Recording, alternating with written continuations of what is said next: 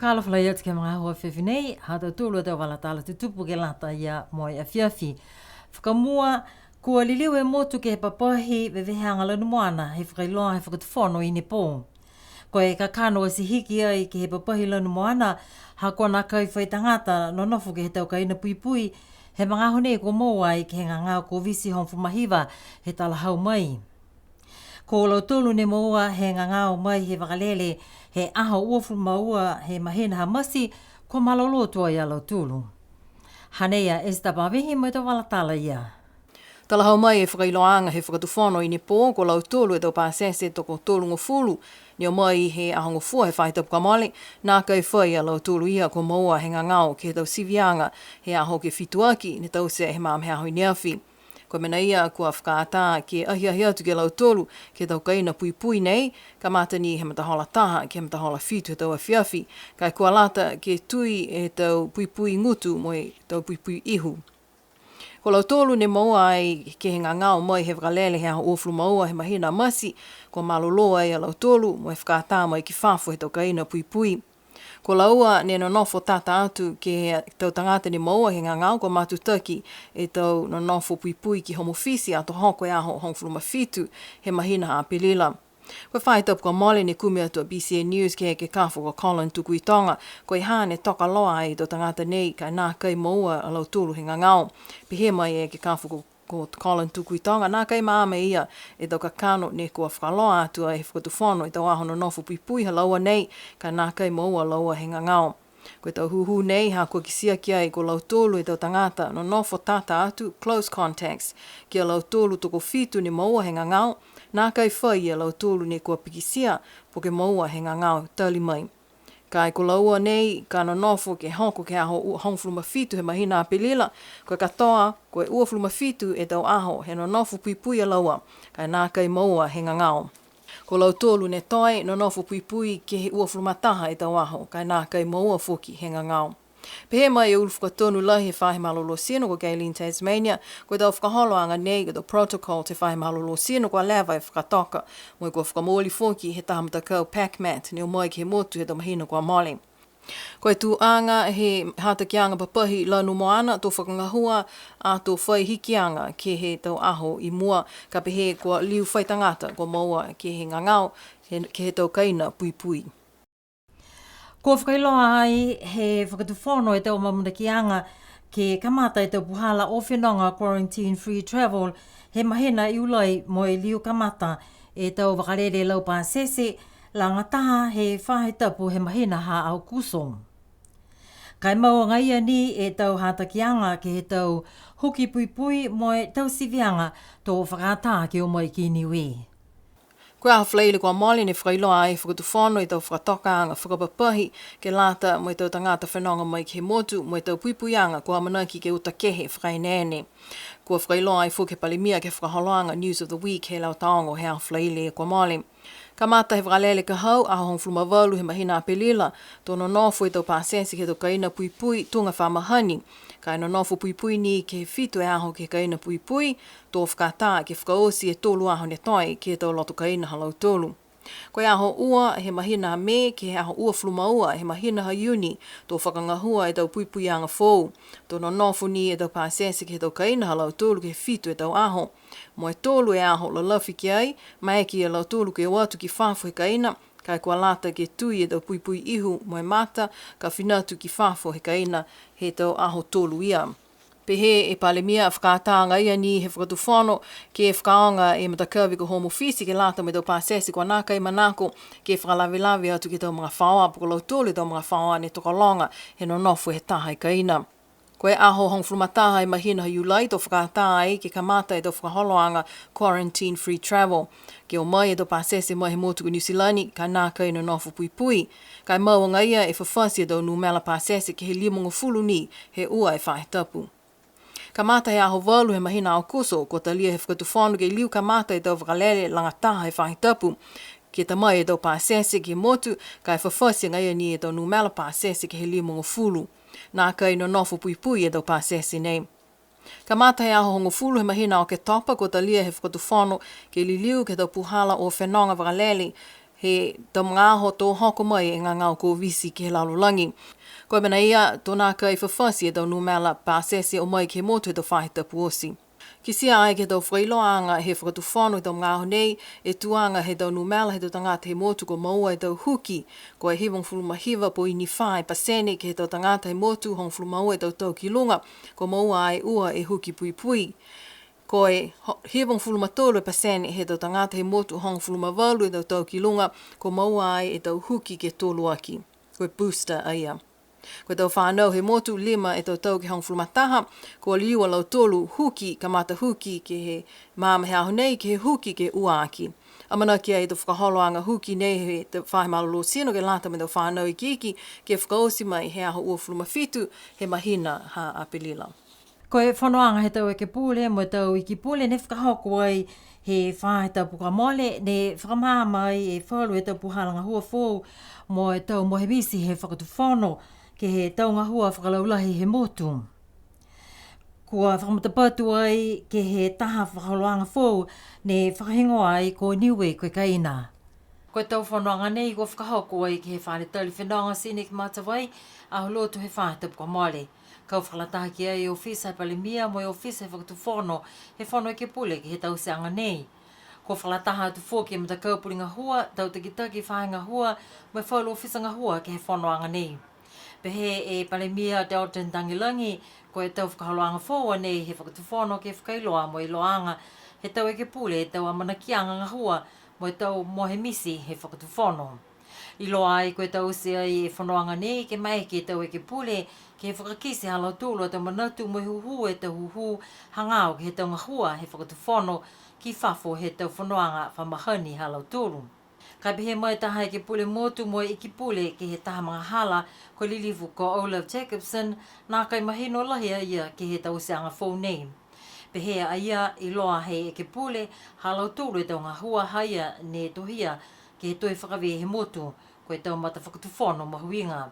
Whanongonongo a ia ke he tau whamatalanga mo e huhua tu whokini a ia ke he whalu he tau whakahaloanga tunga e tau tutuanga fōu. Ko vevehe mai e matakau ngā hua he whono e ke pule, mo he tuanga whakamua ne whakapiki ai, mo e ofisa e palemia mo e whono i ki pule. Ko whakailoa ai fōki ke whanoanga e tau punga hua ua, ko whakatū fōu ai ke punga hua ko e advisor ke he hataki whono ko Christine Ioane, mo e taha ofisa ngā hua fōu ko e Hansard officer ko Tina Tavita. Kai pehe mai a Jacobson ko alata tūnu e tau whanoanga nei ke tapaki mo e whakapuloa ke lata mo i loanga he tau tangata he motu ke longona e lau tūlu e tau whakatūtalanga. Ko mai ke ai e PCN News ke whakatūtala mo i lilifu komisina fōuha Australia ki Niue he māme aho nei hangau ia ke tau whakahaloanga skola sipi he whakatūwhono Australia sipihia mo e tau wilianga lahi he motu ko Australia kua amanaki ke whakahoko he mahina fōu. Tutala i lilifu ko Lois Ellerton mo Esther Pavihi. Ko tau whakaholoanga skola sipi ko whakata ai he tau ngāho nei ke tuhi ole atu e tau whanau whakaako ke watu ke he tau anga pulotu tunga e anga pulotu USB po Fiji National University. Tali mai he liu kamata i tau whakaholoanga skola sipi ha Australia ki Niue he tau wāwhi walu, toko hong fuma whai tau whanau ko whakawhitaki ai, kai toko whā ne nā kai mātutaki ke tau nei, hā koe tau le kua ke ngā ngau ko visi hong fuma hiva, ko lauia i tau puhala o whenonga ke tau motu ia.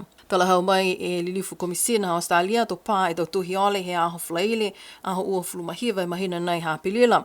Mai ke kisia e whalo tau whailoanga nei ke whawhanga papa he ofisa komisina Australia ki Niue, poke watu ke viveu e kupanga hila niue.highcommission.gov.au. Ko whailoa fōki e lilifu ko Allerton ke he tau tangata Australia ni no nofu ke he motu, ke mailonga ko amana ki he motu ko Australia ke whakahoko e taha vilianga lahi he aho ua fulumataha e mahina ha me, mai ki ia mutolu ke vili ke he tau puhala postal vote, kai kumi atu ai ke kupanga hila he ofisa komisina ha Australia ki Niue. Tala hau fōki lilifu ko Allerton, ko imitaki ha ia mo e mawhanasia ia ke tau tangata he motu ko whakawhileweia kia ia mo hana tau whanau. Kua mahani fōki ia ke kisia atu ke lau tōlu tau tangata kua wha aloalo fōki ka whakaholo he tau mtoka. Koe aho whleile kua mole ni whinatu ia ke maanga ko toi ke fōki atu ai to koloni whakatupi ai he whakatufona Australia ke lata me tau ngahua he matakau he tau whiwhini he maanga ko toi. Pe he taki matakau he tau fin he maanga ko Mrs. Poini tau fitu, ko fia lahi a lau tūlu, ha ko talia ai he Commission House talia ha lau tūlu a tuhi ole langamatai. Ko mai ki ai ke whakatau hongo fulu e tau lau, mo i tōlung fulmalima e tau nofua, ke whakakoloa ke whale tolo he maanga. Koe ahi anga whakamua nei he hukui ha Australia ke he taha e tau maanga he motu, tali mai he kamata hana katofa, he tau mahina e kua mole. Koe walatala ni hanga o ia ke taha Niue ne whakahengoa ko Wila Soni, ne moa ai ke he ulu i pe walisi, he tau ua hawhi hong fulma ono, he taha whenonga kumikumi, he matakau National Geographic, mo e matakau Niue Ocean Wide. Ne toa i ki tufukia, kua whaitangata, kua matahawala, kua heo, ai e taulau Niue.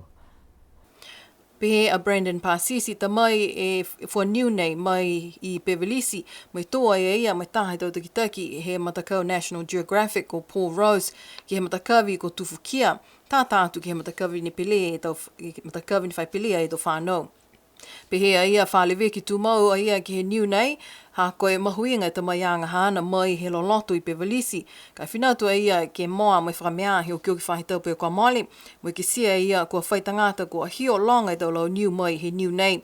Na kai whai whakailoanga foki e tangata nei, ki a ia e pule whanua, kua pule noa atu a ia ke matakawi nei, mo i mahani whakahanoa ke hio hifo whakaseanga e tau lau Niue ha Wila Soni. Ilo ai koe wala kele ni toa e Niue nei, kua whai maweheanga lisi e matakainanga ko Brandon Pasisi mo whakatu whano. So koe mena ia kua nāka i lata ki o atu whakahanoa, ki uta pule noa i tau koloa lau Niue ia. Pehea Brandon Pasisi tupe ia, ha kua lewa le veki ki he Niue nei, mo whai mahuinga ki he hana tamayanga ki Niue. Ka linga nāka i tokolonga i tau tangata he motu koe iloa, e tāla hangau ia ki a Wila Soni koe Niue mai i Pevelisi ni toa i ki tufukia. Koe awha iu mo e whātau pukamale ne whakahoko ai e tau whewasi sipote ne te polo he motu ki Paliasi. Kua whakalataha atu e Pelisiteni he matakau sipote he motu ko Mr. Moro Tālangi mo e iki pole he whai sipote ko Lilifu ko Sauni Tongatule. Kua whuake atu ai e mai he whakatuwhono hongfuru e awhi tau tā la ke lata mo e matakau ne te polo he motu mo e hawhangi ai e tau whewa mai aho. Tokolonga ko tolo atu mo e tau matakau mai he tau maanga ko Tuapa, a Lofi, Tamakautonga, a Wasere, Waia, Hakupu, La Kepa mo Mutalau. Ko whai mga aho whoki ke manatu e taha he tau whiwhine, ko mua atu e malolo ke he whakahohoanga, he wheua sipote ne te polo he motu. Ko e matakainanga ko Whingo Kulasea, Ioane, ne ukioki ai e mahena o ke topa he tau Kamale. Ko tau se ai e taha mga aho ke whakalilifu ki a ia. Mo e tokolonga ko momoko ai he manatu a ia. Whai vewe anga he tau whetoko mai aho, ko e tau whanau a ongo tokolunga, ko e tau matakau whiwhine, tāni me tau Mixed Masters. Ke lata me tau matakau he aonga tokolunga, ne tūtaha e matakau a Classic Ferns, tūua e matakau a Lofi Angels, me tūtolu e matakau a TMT Tuapa. Ke lata me tau weweheanga he matakau he tau tangata tāne, e tūtaha e matakau a Lofi, tu ua ai matakau ha kupu stars pia foki me matakau vai a boys mo tu fa ai matakau ha TMT. Ke lata i mo lo tūle matakau to weweheanga he matakau masters ne kau tu ai e matakau ha Tuapa, tu ua e matakau ha Liutu, tu tolu e matakau ha kupu si pia foki, tu fa ai matakau ha Lofi Legends. Ka pele ne whakatari ke ono ki ai koe whetoko he whainolo he tau matakau ha Kupu Stars me matakau ha Classics Rebels. Kai toka ni e kau tū he tau nei ke Classics Rebels koe matakau he matakainanga ko Whingo. Tu tolu e matakau ha Luffy Reds me tu whai matakau ha manufulau mai a Wasele. Koe tau whakahaluanga mai aho kua lango ia ke he Pelisiteni ko Carol Edwards mo i hangai Pelisiteni ko Lofa Misa Kulasea mo i ko Misty Katoa. Amana ki e ke kamata i te whetoko ne te polo season he whahi te pukahau. Sipena hatu tūru te walatala tutupu ke lata ia mo i awhiawhi nei kai ua nemo ke o atu ke mamata atu ke he tau lolongo mo i tau kūri whakamotu he tau whanau aonga he aonga tukulunga ke māme aho a pungipongi. Amamna ki ke kamata i halo tūlu tau whakawhiawhia ka tātou nua i matakalahiwa he mga pungipongi ki Paliasi. Nona wha mo i munui nei pō.